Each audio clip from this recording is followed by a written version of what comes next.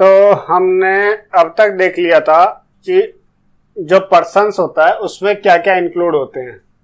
अब हम इनका डिटेल में हम एनालिसिस करेंगे कि पर्सन का मीनिंग क्या होता है, पर्सन में इंडिविजुअल क्या होता है, एचयूएफ क्या होता है, कंपनी क्या होती है, फर्म क्या होता है, इनकी हम डेफिनेशंस पढ़ेंगे। ठीक है, तो जो पहला है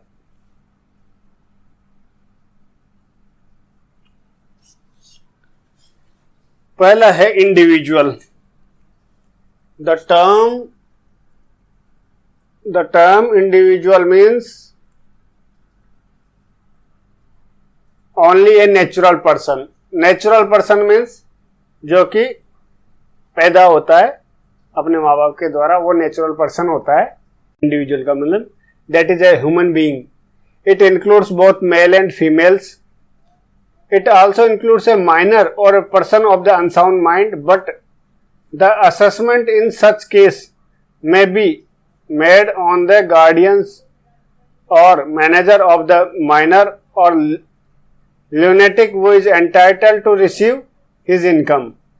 In case of the diseased person, the assessment would be made on the legal representative. Individual का मतलब क्या हो गया, जो कि नेचुरल पर्सन होता है, जो कि एक ह्यूमन बीइंग होता है, एक मानव होगा। मानव में कौन होगा, मेल और फीमेल होगा। ट्रांसजेंडर है वो इसमें शामिल नहीं होगा। ट्रांसजेंडर इंडिविजुअल में शामिल नहीं है, वो इसमें इंक्लूड नहीं होगा, क्योंकि अभी तक तो इनकम टैक्स के हिसाब से इंक्लूड नहीं है। अगर इनकम टैक्स वाले ने कोई नोटिफिकेशन निकाल दिया तो ट्रांसजेंडर को इंक्लूड कर सकते हैं, पर एज पर दिस जो डेफिनेशन है इसमें ट्रांसजेंडर को इंक्लूड नहीं किया हुआ है। बोले ठीक है सर। नेक्स्ट है it also includes both male और फीमेल हो गया। It also includes a minor और a person of the unsound mind. जो माइनर है मतलब जो माइनर कौन हो गया, 18 साल से कम है, और person of the unsound mind, unsound mind जो कि पागल है। But the assessment in such case may be made on the guardian or manager of the minor or lunatic. पर अगर मान लो कोई माइनर है या अनसाउंड माइंड का है, तो उस केस में जो असेसमेंट होगा वो किसके ऊपर हो जाएगा, उस माइनर का जो गार्डियन है, गार्जियंस है उसके ऊपर। और इन केस ऑफ जो कौन पागल है, पागल का मीन्स क्या हो गया, अनसाउंड माइंड, तो उस केस में उसका जो मैनेजर है, जो उसको मैनेज कर रहा है, ठीक है, तो उसका असेसमेंट कर देंगे वो। और उसकी कोई टैक्स लायबिलिटी जो भी आएगी ना, तो वो कौन पे करेगा, उसका मैनेजर कर देगा। उसकी किसके भी आप पे, अनसाउंड माइंड की भी आप पे। और अगर मान लो कोई पर्सन ए है और उसने मान लो 1/4/21 से 31 मार्च 2020 के साल में इनकम कमाई है, पर हुआ क्या कि वो 30 सितंबर को साल के बीच में ही मर गया। तो मर गया ना, तो उसके केस में जो लीगल रिप्रेजेंटेटिव मतलब कानूनी उत्तराधिकार होगा, रिप्रेजेंटेटिव जो कानूनी उत्तराधिकार होगा, उससे इनकम टैक्स डिपार्टमेंट उसको क्या मान लिया जाएगा, इंडिविजुअल मान लिया जाएगा। और इंडिविजुअल मान के उसका क्या कर लिया जाएगा, टैक्स की रिकवरी या असेसमेंट कर लिया जाएगा। आ रही है बात समझ में? ठीक है।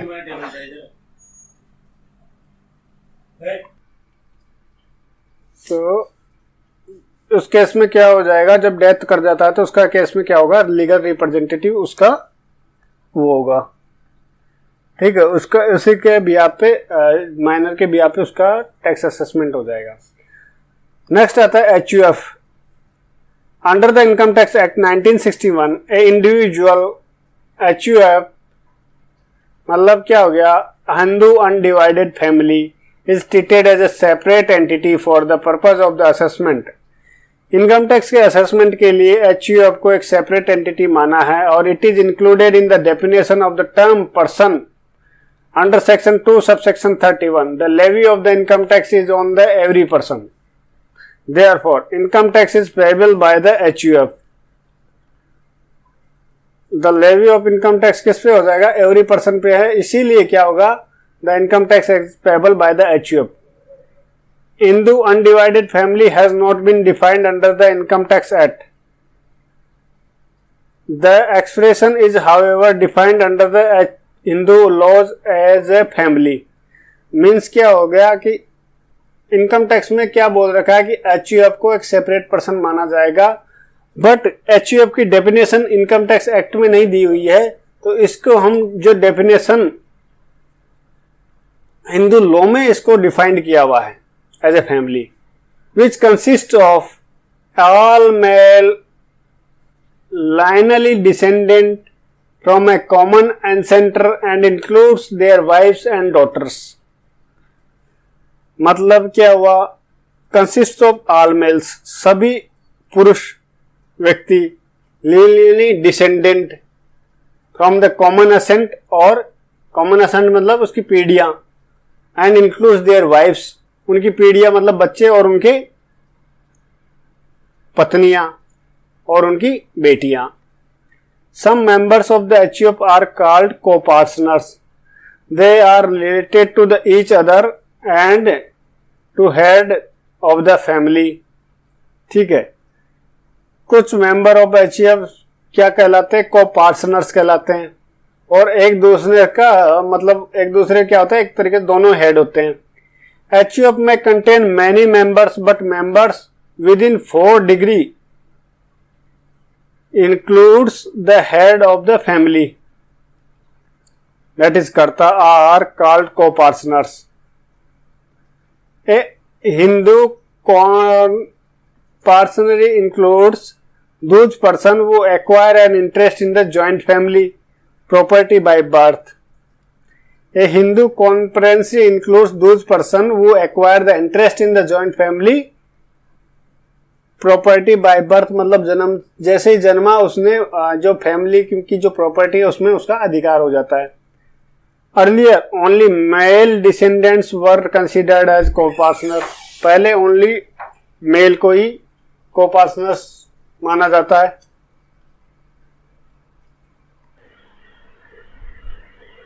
तो earlier only the male descendants were considered as co-partners.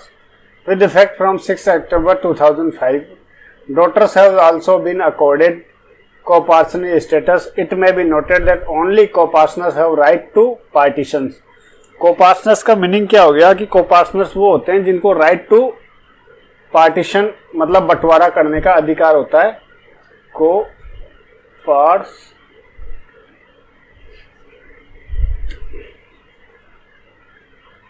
को-पार्टनर्स किसको क्या इनको क्या राइट होता है? बंटवारा करने का, बंटवारा कराने का अधिकार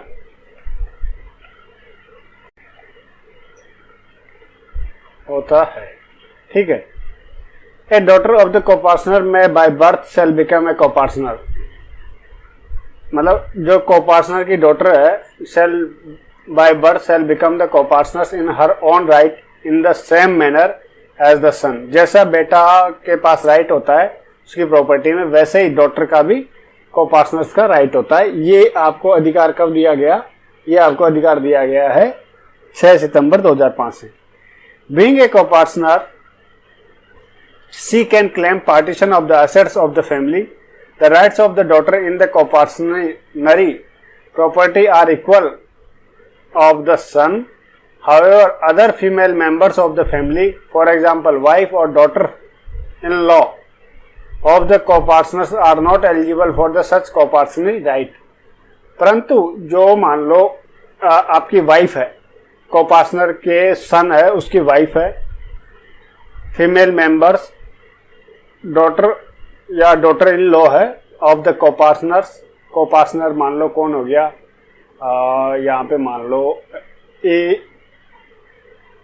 कोई पर्सन है, ए पर्सन है, बी उसका भाई है, सी उसका भाई है, और ए का बेटा है, डी बेटा और बेटी है, डी और ई। ठीक है, तो कोपार्टनर कौन हो गया? ए। ठीक है, बी भी कोपार्टनर्स हो गया, सी भी कोपार्टनर्स हो गया। ठीक है, बट अगर मान लो ए की वाइफ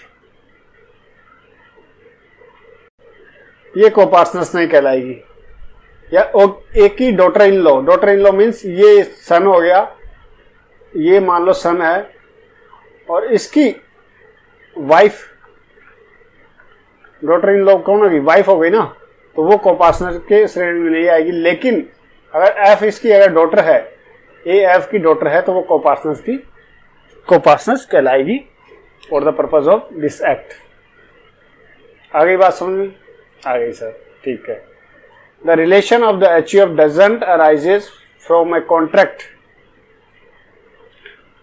जो एचयूएफ के रिलेशन है वो डजंट अराइजेस फ्रॉम कॉन्ट्रैक्ट, कोई कॉन्ट्रैक्ट नहीं होता, but arises from the status से होता है। There need not be more than one male members, कम से कम एक मेल मेंबर होना चाहिए और one female copartners. There need not be more than one male member or one female co-partner, which is effect from 6 September 2005 to form a HUF. The Income Tax Act also doesn't indicate that HUF as the assessable entity must consist of at least 2 male members or 2 co-partners. Means अगर आपका मान लो एक male member हो गया कोई family में, या एक फीमेल मेंबर हो गया, तो वो भी क्या माना जाएगा? कोपार्टनर माना जाएगा। ये एक से ज्यादा हो तो अच्छी बात है, तो एक कम से कम एक तो मेल मेंबर होना चाहिए और एक फीमेल कोपार्टनर्स होना चाहिए एचयूएफ के लिए। ठीक है। Under the income tax act 1961, joint undivided family and Sikh undivided family would also be assessed as HUF. ये जो जैन की अनडिवाइडेड फैमिली है और सिख की अनडिवाइडेड फैमिली, वो भी एचयूएफ ही माना जाएगा। सर अब वर्ड लिखा हुआ था एचयूएफ, ये क्यों क्लियरिफाई किया गया कि एचयूएफ का मतलब हो गया हिंदू अनडिवाइडेड फैमिली। तो सर जिस केस में अब ये तो हिंदुओं के लिए एक इस वर्ड से क्या मीनिंग निकल रहा था कि ये खासकर हिंदुओं की फैमिली के लिए है।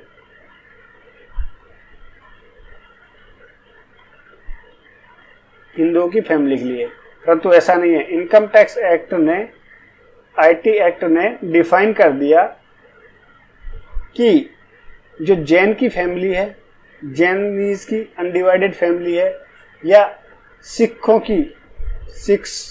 की अनडिवाइडेड फैमिली है, वो भी आपकी एचयूएफ ही मानी जाएगी। आगे बात समझ में? ठीक है सर।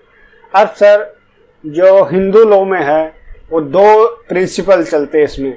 एक तो चलता है दयाबाग स्कूल, दूसरा चलता है Mitakshara school.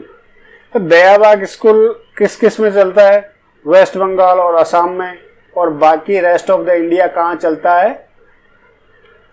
India accept waste Bengal और असम के अलावा रेस्ट ऑफ इंडिया में मिताक्षरा स्कूल चलता है। सर इसमें क्या डिफरेंस है दयाबाग स्कूल में और Mitakshara school of Hindu law में? तो Dayabhaga school of Hindu law कहता है prevalent in the West Bengal और असम में, ये रेस्ट ऑफ द इंडिया में है। दूसरा है दयाबाग स्कूल का यह है कि नोबडी एक्वायर्स द राइट और share in the property by birth as long as the head of the family is living. मतलब जब तक कि फैमिली का हेड जीवित है, कोई भी उसका जो प्रॉपर्टी में है कोई उसका अधिकार नहीं होगा जब तक कि हेड उसका जिंदा है, और जब से हेड मरेगा उसका राइट्स उसके बच्चों को ट्रांसफर हो जाएगा। A children do not acquire any right share in the family property as long as his father is alive, and only on the death of the father की डेथ पे the children will acquire the rights and share in the property. Hence the father and his brothers would be the co-partners of the HUF. तो इस case में कौन हो गए? Fathers और उसके ब्रदर्स ही को-पार्टनर्स हो गए, उन्हीं को बंटवारा करने का अधिकार है उनके बच्चों का जब तक कि वो जीवित हैं उनके बच्चों को कोई अधिकार नहीं है। और जो मिताक्षरा स्कूल जो कि पूरे इंडिया में फॉलो होता है एक्सेप्ट कौन सा, वेस्ट बंगाल और असम में, one acquires the right to the family property by his birth, जैसे ही जन्म लेता है उसका हिस्सा तय हो जाता है, उसको राइट मिल जाता है, and not by succession irrespective of the fact that his elder are living. इससे कोई मतलब नहीं है मेरा बाप जिंदा है कि नहीं है या उसका बाप दादा जिंदा है कि नहीं है, वो जैसे ही पैदा हुआ वो प्रॉपर्टी में राइट लेके पैदा हुआ है, उसको बाय बर्थ ये राइट मिल जाता है। इस केस में सक्सेशन के थ्रू नहीं होता, ठीक है। Do every child born in the family acquires the right or share in the family property। ठीक है सर, ये आपकी बात समझ में आ गई, ये HUF का मीनिंग हो गया। अब नेक्स्ट आता है आपका कंपनी। कंपनी कौन से सेक्शन में डिफाइन है? Section 2 subsection 17। कंपनी की मीनिंग क्या है? For the purpose of the act the term company has much wider connotation than under the companies act. जो कंपनीज एक्ट में जो आपने डिफाइन किया हुआ है उससे भी कहीं ज्यादा है कंपनी का meaning. Under expression company means any Indian company as defined under section 2 subsection 26 of the companies act.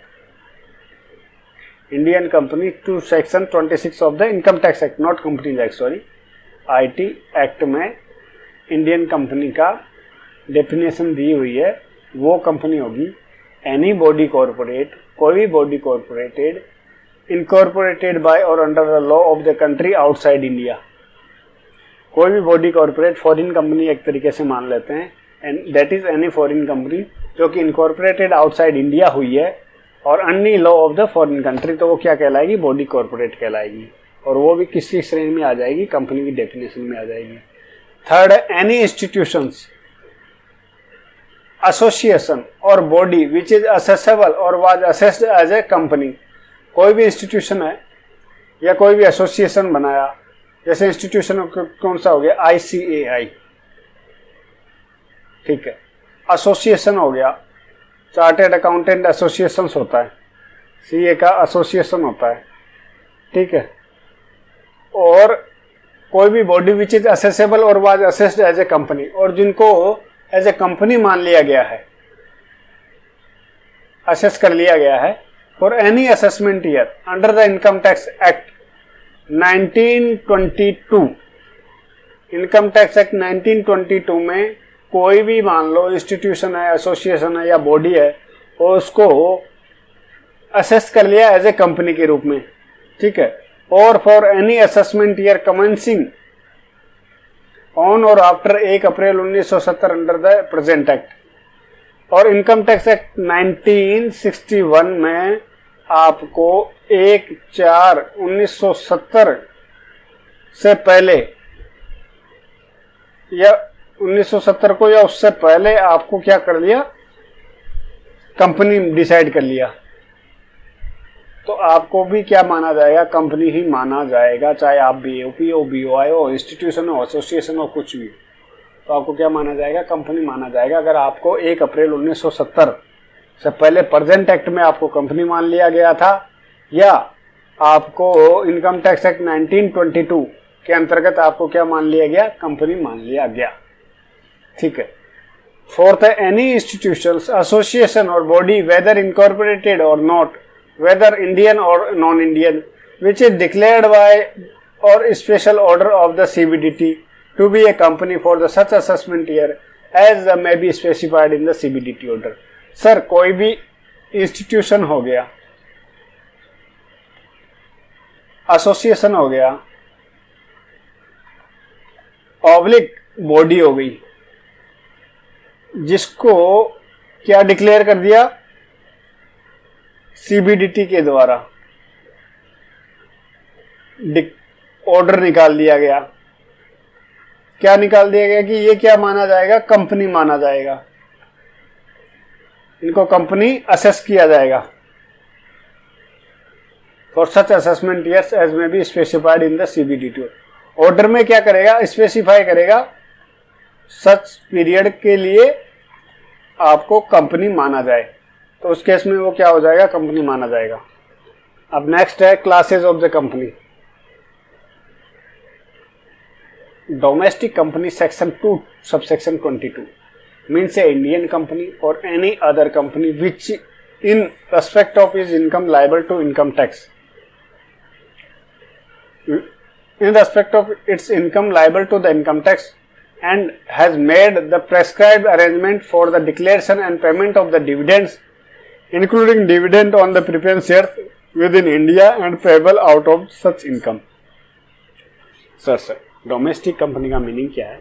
कोई भी एक इंडियन कंपनी या कोई दूसरी company, Indian company means other than Indian company, in respect of which its income, और उसकी income के संबंध में the income tax has made the prescribed और income liable to income tax, और जो भी वो इनकम कमाती है वो जो liable of the income tax होगा वो ऐसे अरेंजमेंट या डिक्लेरेशन करती है कि जो पेमेंट ऑफ डिविडेंड्स होगा including dividends within India payable out of such income, और वो इनकम कहाँ से पे किया जाएगा? ऐसी इनकम से पे किया जाएगा। ठीक है, इंडियन कंपनी, मैं इसको समझा देता हूँ एक बार, दोबारा समझा देते हैं डोमेस्टिक कंपनी को। सर डोमेस्टिक कंपनी वो कंपनी होती है जो कि इंडियन कंपनी है। इंडियन कंपनी का मीनिंग क्या हो गया? जो कि इंडिया में इनकॉर्पोरेटेड है, या एनी अदर कंपनी जिसकी क्या है? इनकम है, किसके अंदर? आईटी एक्ट मतलब इनकम टैक्स एक्ट 1961 के अंदर, और इस इनकम से वो क्या करती है? डिविडेंड डिक्लेयर करती है, और डिविडेंड डिक्लेयर करने के बाद उसको पेमेंट का जो अरेंजमेंट हो गया, अरेंजमेंट होता है वो इस प्रकार से है कि वो इनकम इसी इंडिया की इनकम से जो इनकम टैक्स एक्ट में असेसमेंट होगा उसी में से पे करेगी, ऐसा अरेंजमेंट करती है, तो वो क्या हो जाएगी? Domestic company. Sir Indian company क्या होती है? Section 2 subsection 26 two condition should be satisfied so that a company can be regarded as a Indian company. A company should have been formed and registered under the companies act 1956। वो companies act 1956 के अंतर्गत registered होनी चाहिए, and the registered office और principal office of the company should be in India, और उसका जो registered या प्रिंसिपल ऑफिस होगा वो कहाँ पे होना चाहिए? इंडिया में होना चाहिए, तो वो क्या हो जाएगी? इंडियन कंपनी हो जाएगी। सर यहाँ पे ये जो 1956 के नीचे 2 लगा हुआ है, तो 1956 की जगह अभी कंपनीज एक्ट 2013 चल रहा है, तो वो क्या होनी चाहिए? वहाँ पे 2 में लिखा हुआ है, नीचे देखते हैं क्या लिखा हुआ है, न्यू कंपनीज एक्ट 2013 से रिप्लेस किया हुआ है, और the company should have been formed and registered under the companies act 2013। Now 2013 companies act 2013 आ चुका है, अभी वो एनफोर्स में है, 1956 को रिवाइज कर दिया गया है, और the registered office of the principal office company should be in India. The Indian company also includes the following provided their registered or principal office is in India. ठीक है, एक corporation established by the under a central or state provincial act like financial corporation, state road corporation, food corporation of India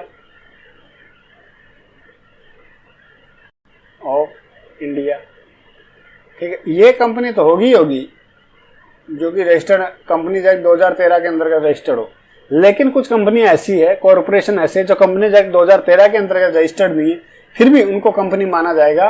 condition क्या है? उनका जो principal palace of office होगा या registered office होगा वो इंडिया में होना चाहिए। तो सर ऐसा कौन सा स्पेशल एक्ट के कौन सा जो है? Corporation established by under A central और स्टेट प्रोविंशियल एक्ट, तो वो क्या माना जाएगा? कंपनी माना जाएगा, इंडियन कंपनी माना जाएगा। एन इंस्टीट्यूशन और एसोसिएशन और body which is declared by the board to be a company under section 217 subsection 17 clause 4. A company formed or registered under any law relating to the companies which was or in force in any part of the India other than Jammu and Kashmir and Union Territories mentioned in sub clause 5 below. ठीक है, in case of the Union Territory of the Dadar Nagar Haveli, Daman and Diu, the Pondicherry or state of the Goa, a company formed and registered under any law for the time being in force in that union territory or state respectively. Sir ये 5th भी हो गया। और in case of a state of the Jammu and Kashmir a company form और register under any law for the time being in force in the Jammu Kashmir. अरे simple सी बात है, कोई भी कंपनी फॉर्म्ड या register under any law in India, चाहे वो जम्मू कश्मीर में हो जो कि 4th क्लॉज में है, चाहे वो यूनियन टेरिटरी में हो, दादरा नगर हवेली, दमन दीव, पुडुचेरी और गोवा, तो कंपनी फॉर्म किया जाएगा और registered under any law of the time being in force in the union territory और स्टेट रेस्पेक्टिव या in case of the state of the Jammu Kashmir shall be treated as a Indian company. अब दूसरा है sir definition है कौन सी? Foreign company की। Foreign company section 2 subsection 23 clause a क्या कहता है? फॉरेन कंपनी की definition means a company incorporated which is not a domestic company. Sir law में सिंपल सी डेफिनेशन दे देते हैं, जो फॉरेन कंपनी कौन सी है? सर जो इंडियन कंपनी नहीं है। इंडियन कंपनी कौन सी है? उसकी उन्होंने डेफिनेशन दे दी। उसके अलावा बाकी जो कोई भी कंपनीज है वो क्या मानी जाएगी? फॉरेन कंपनी हो जाएगी। तो ये हम डायग्राम अब बना लेते हैं।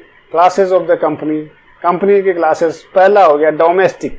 डोमेस्टिक में कौन सी हो गई? एक तो इंडियन कंपनी हो गई, और company which has made arrangement for the declaring and paying dividends within India out of the income chargeable to tax in India.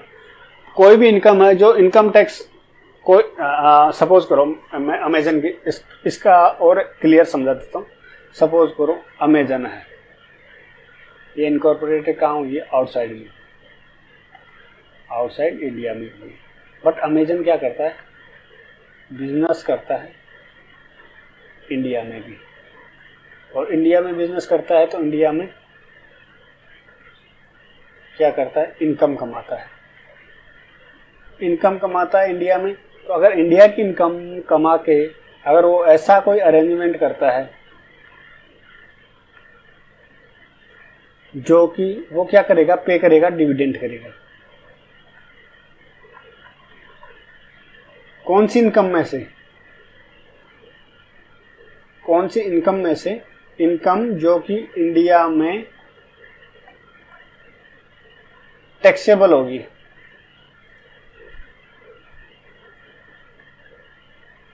उस इनकम में से डिविडेंड पेमेंट का अरेंजमेंट करेगा, तो वो क्या हो जाएगी? Domestic company.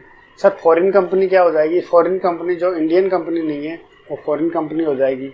इसी केस में अगर मान लो जो इंडिया की इनकम है उसका अगर आपने उसमें से आपने डिविडेंड डिक्लेरेशन का किया और बाकी कुछ अदर इनकम भी है फॉरेन इनकम, तो फॉरेन इनकम का अगर आप डिविडेंड करते हो, यूज करते हो, तो वो क्या हो जाएगी? इसके लिए फॉरेन कंपनी भी हो जाएगी। तो मीन्स कोई एक कंपनी फॉरेन कंपनी भी हो जाएगी और एक के टाइम पे डोमेस्टिक कंपनी भी मान ली जाएगी। ठीक है सर, चलिए नेक्स्ट चलते हैं आगे। फर्म। फर्म सेक्शन 2 सबसेक्शन 23 में इसकी डेफिनेशन दी हुई है। द टर्म फर्म, पार्टनर और partnership have the same meaning as assigned to them in the Indian partnership act 1932। ये टर्म इसमें यूज हुआ है फर्म, पार्टनर और पार्टनरशिप फर्म। सेम डिक्टो वही मीनिंग हुई है जो इंडियन पार्टनरशिप एक्ट 1932 में डिसाइड किया हुआ है, डिफाइन किया हुआ है। In addition the definition also include the terms limited liability partnership. इसके अलावा एलएलपी को भी शामिल किया है। And a partner of the LLP और partnership as they have been defined in the LLP act 2008। However for the income tax purpose minor admitted to the benefits of the existing partnership would also be treated as a partner। जो कि minor है और वो partnership में enter करता है तो income tax purpose के लिए वो भी पार्टनर माना जाएगा। A partnership is a relation between the person who has agreed to share the profits of the business carried on by all or by any of them acting for all। The person who have entered into partnership with one another are called the individually partners and collectively them a firm। तो ये firm की definition हो गई। Partnership firm is a relation. एक partnership firm क्या है? एक relation है। किसके बीच में? द पर्सन के बीच में। पर्सन कौन? हु हैव एग्रीड, जो एग्री हुए, to share the profits of the business, जो वो बिजनेस करेंगे उसका share the profits of business carried on by all of them acting for all, मतलब उन सभी के द्वारा जो बिजनेस कराया हुआ है, और एक्टिंग फॉर ऑल, और उन सभी के द्वारा वो जो बिजनेस करा गया है वो क्या कहला जाएगा, पार्टनरशिप कहला जाएगा। The person who are entered into partnership, और जो पर्सन जो व्यक्ति उस पार्टनरशिप के लिए एंटर्ड करते हैं वो इंडिविजुअली कॉल्स कहलाते हैं, इंडिविजुअल पार्टनर कहलाते हैं, और कलेक्टिवली उनको एक फर्म कहते हैं। सॉरी फॉर, ठीक है। तो फर्म कौन सी हो गई, as defined in the Indian partnership act 1932 और as defined under the limited liability partnership act 2008। ठीक है सर, आगे चलते हैं। Sir, association of person, when a person combined together for the promotion of the joint enterprise, they are assessable as association of person if they do not in law constitute a partnership। अगर मान लो उन्होंने partnership constitute नहीं की, simply वैसे ही group कर लिया, तो वो क्या माना जाएगा, association of person. In order to constitute a association, person must be a join for a common purpose और common action, and their object must be to produce income, और उनका ऑब्जेक्ट क्या होना चाहिए, इनकम प्रोड्यूस करना होना चाहिए। It is not enough that the person receive और द इनकम जॉइंटली, ये जरूरी नहीं है कि दोनों जॉइंटली इनकम रिसीव कर रहे हैं, उनका इनकम क्या पर्पज क्या होना चाहिए, प्रोड्यूस द इनकम होनी चाहिए। Co-heirs and co-legatees and co-donees joining together for a common purpose or action would be chargeable as an AOP.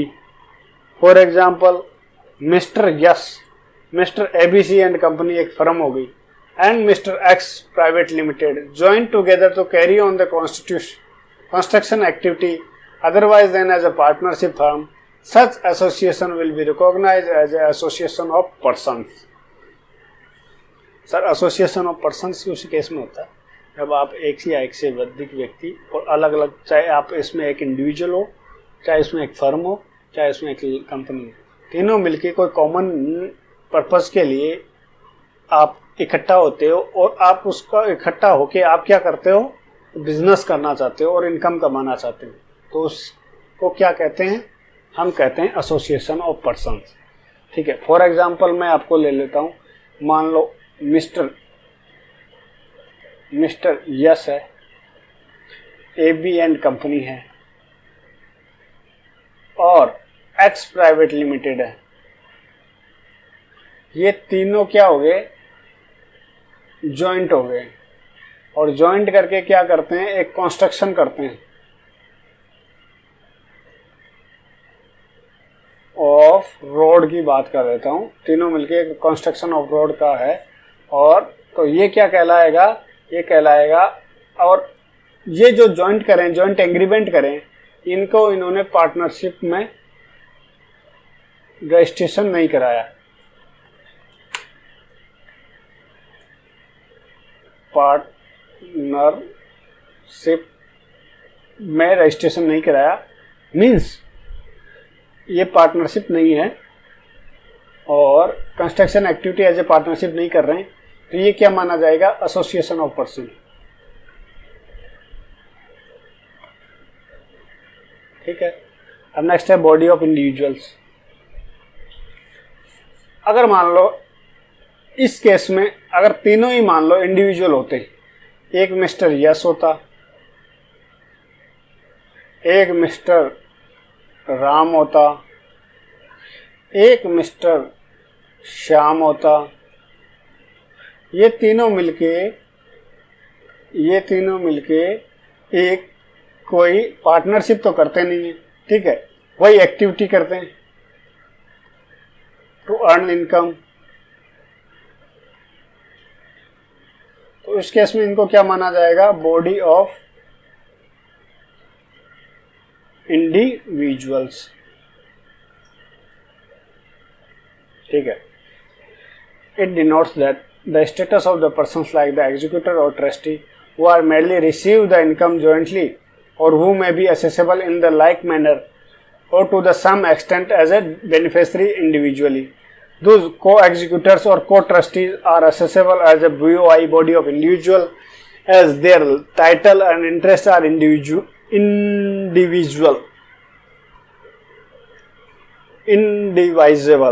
ठीक है. Income tax shall not be payable by the assessee in respect of the receipt of the shares of the income by him from BOI. कोई भी income body of individual इस धंधे से, काम धंधे से जो भी इनकम आएगी वो असीसी को टैक्स नहीं देना पड़ेगा. टैक्स किसको देना पड़ेगा? BOI को देना पड़ेगा. And on which the tax has already been paid by the such BOI. For example, mutual trade association और members और क्लब. ये क्या हो जाएगा? तो क्लब को टैक्स लग जाएगा और उसमें के बाद टैक्स लगने के बाद जो शेयर ऑफ इनकम मिस्टर यस, मिस्टर वाई और मिस्टर श्याम को जो मिलेगा उसके ऊपर टैक्स इनको दोबारा देने की जरूरत नहीं है. ठीक है. आ रही बात समझ में? आगे से Section 2 subsection 31 explains that an association of the person or body of individuals or a local authority or AJP shall be treated as a person. Association of the person oblique body of the individual or local authority or artificial judicial person shall be treated as a person whether or not it was formed with the object of deriving income. चाहे ये income derive करने के object से form हुए हो या नहीं हुए हो, प्रॉफिट और gains. Accordingly if the such entity have formed not for earning any income oblique profit still they are person for the purpose of the income tax act and covered by the provisions of the act. Sir difference क्या होता है AOP और BOI में? In case of the BOI only individuals can be the members and where in case of the AOP any person other than individual can also be A members. Entity like a company can be a member, firm can be a member of AOP but not of the BOE.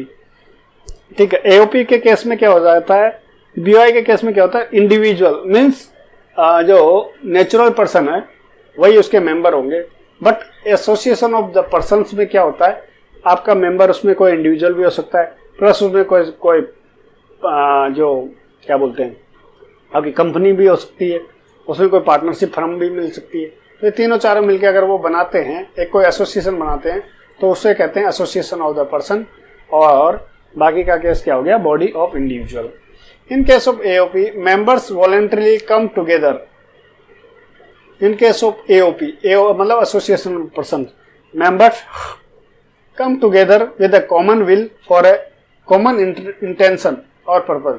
whereas in case of the body of individual such common will may or may not be present. और ऐसा common interest हो भी सकता है और नहीं भी हो सकता in case of body of individuals में. लास्ट 4th 7th आता है local authority.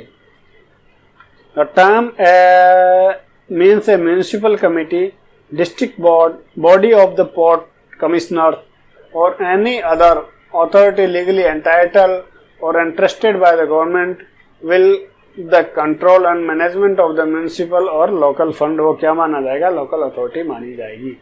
Noted, local authority is taxable in respect of that parts of income which arises from any business carried on by it, insofar as the income doesn't arises from the supply of the commodity or service within own jurisdiction area.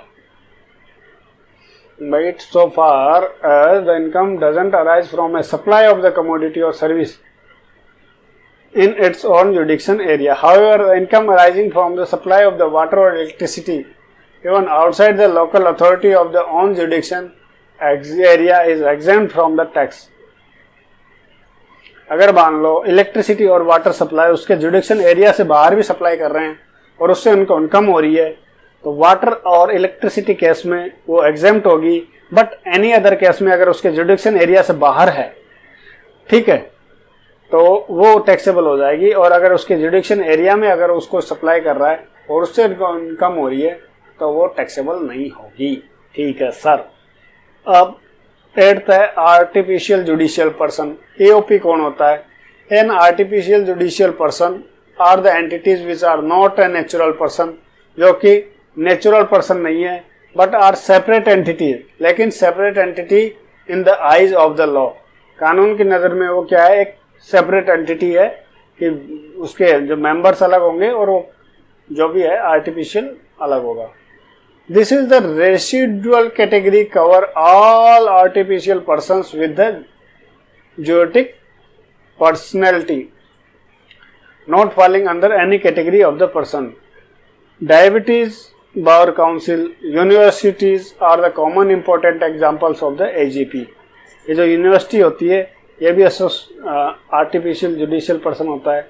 Diabetes bar council हो गई, cancer bar council हो गई, ये सारी councils होती है, ये क्या कहलाती है, एजेपी की श्रेणी में आती है.